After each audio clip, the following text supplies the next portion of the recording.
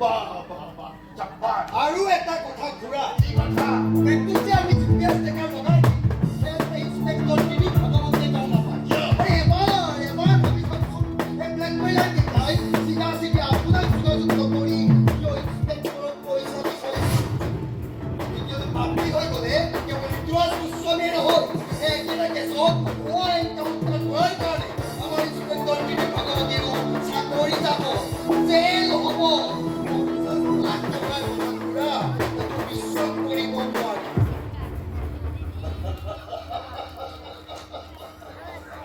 বাহ বাহ বাহ বাহ পলিটিচিয়ানৰ ঘৰত থাকি তই দেখোন বুদ্ধিত মোতকৈ দুগুণ চাপাৰ মই জন্তুটোৰ ব্যৱস্থা কৰোঁ আপুনি পইচাখিনি যোগাৰ কৰক দেখা যাওক ইনস্পেক্টৰ টিভি ভগৱতীয়ে পইচাখিনি কাক দিয়ে কোন হয় এই ব্লেকমেইলাৰ